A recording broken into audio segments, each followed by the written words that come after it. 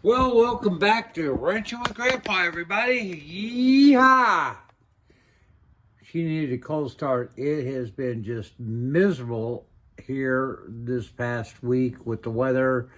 Late last night, the temperatures dropped. It started raining. It's been raining all day. It's been like in the temperatures. She needed to get some of the condensation burned off of her, and she sounded pretty slick. And I appreciate y'all joining us this evening. If you're not subscribed, please consider thumbs up, comments, always welcome. Let's keep those algorithms or whatever those Autobots are going. We're close to 700 subscribers. Thank you, all of you.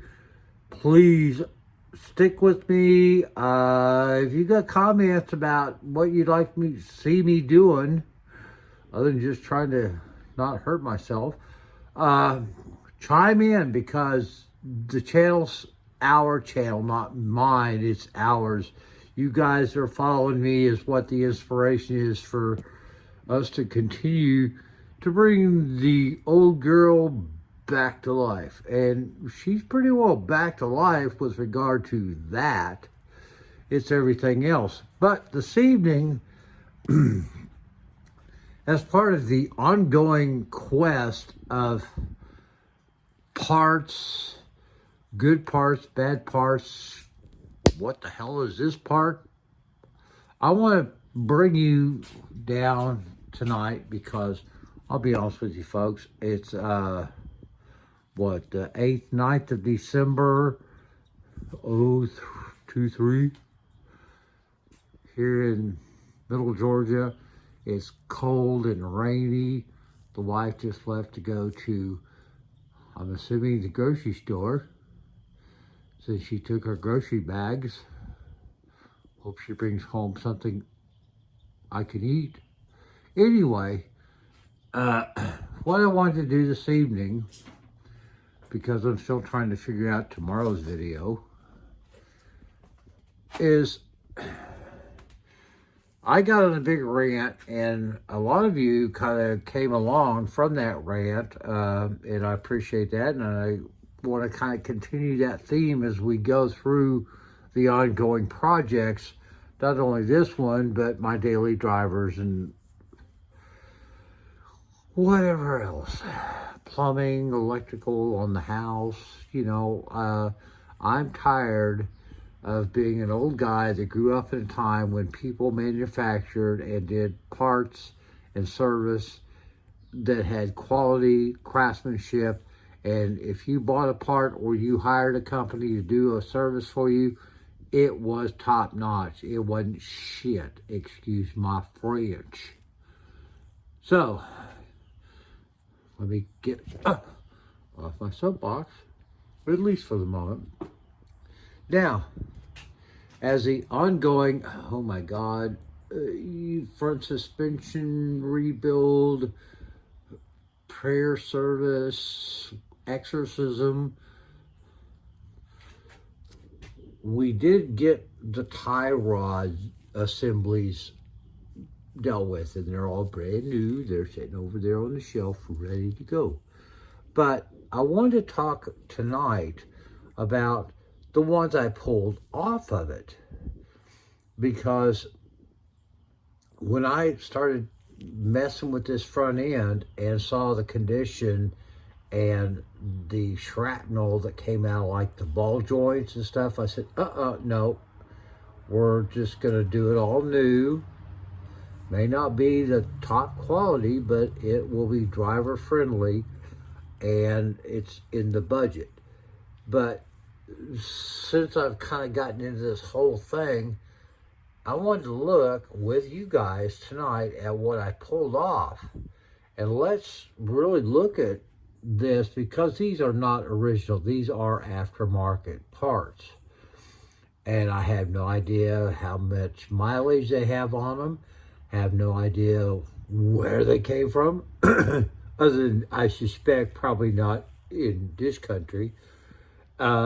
But let's look at them, because look, if you're into rebuilding these little girls, you always need spare parts. And like me, if you're doing something like a restoration, you want to make sure what you got under your horse is all fresh and good.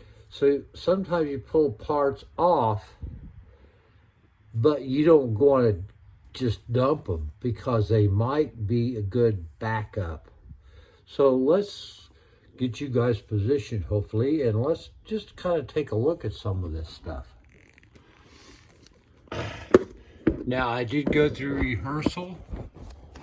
Unfortunately, Shop Dog missed rehearsal. She was having her dinner, which, you know.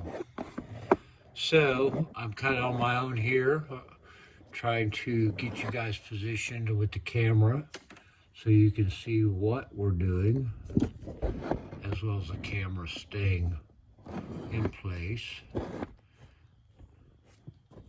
Just give me a second here. Remember, this is not high-tech video. It could be if I had, you know, a rich girlfriend or some killer sponsors.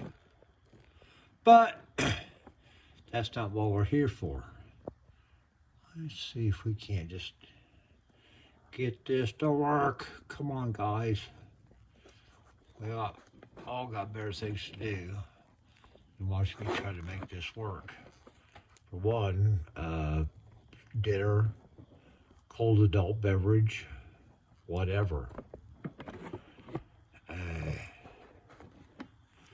Probably should have used the better tripod for this, but thank you for hanging in there. Oh, come on now. Ugh. The trials and tribulations of being a rank amateur. Oh, but I do want to thank everybody. I did celebrate, I think my 2nd anniversary, 3rd anniversary, I don't know. The first posting, the introduction, and then first cold start of the old girl when we got her. Well, she still runs. At least at that point she drove, but you had no brakes or anything else. Okay, please stay. Don't you dare move. Okay. All right. Thank you, folks, for bearing with me. And why is that camera doesn't look like it's supposed to be where it's at? Well, okay, we'll try it. So, these are the old tie rods that I took off. Now, let's start with this one. Now, it's got some, you know, damage there from the pickle fork. Actually, the threading and the shaft, everything looks pretty good. And if we get in here, she's still real tight. I mean, like new. One of the big problems was when it was installed, they didn't put a grease zerk in it, and this thing did not have any grease in it. Now, I have done some preliminary lubricant, blaster oil in it. This is still a viable tie rod. Just need a boot for it. Not a biggie.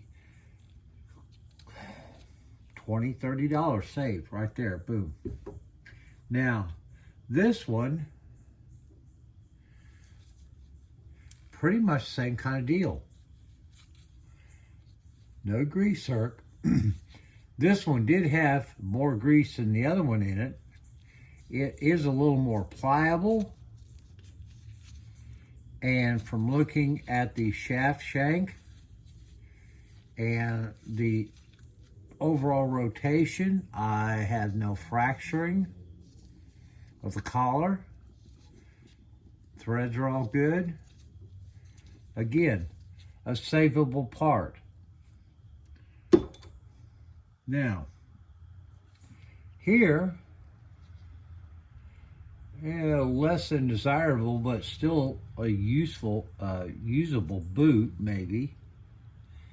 This one actually does have a grease zerk on it, but it really was never used.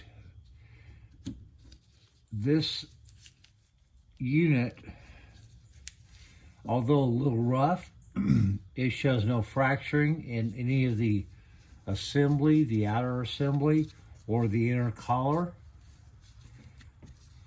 Little PB blaster in here to clean some of the crap out of it. Proper lubrication. Again, another usable part. Now, number 4, there's actually some grease in this boot. And this boot's in, yeah, you know, having no idea how old it is, I would feel it's probably about 15, 16 years old from the feel of the rubber. But it's got grease and a Zerk. And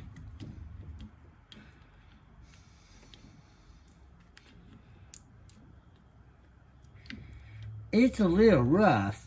Ugh. Mainly because, like everything else, it hasn't had any movement. It's been sitting.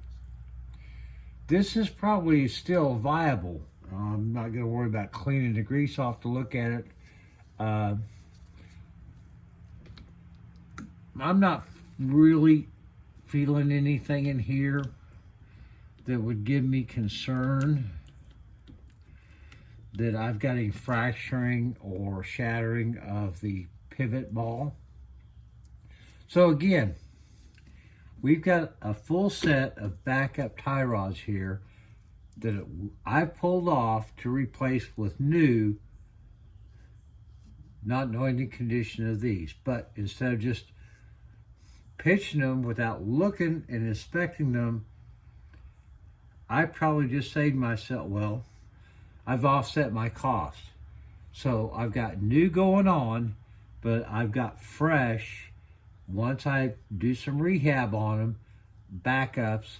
So I've cut my cost in half.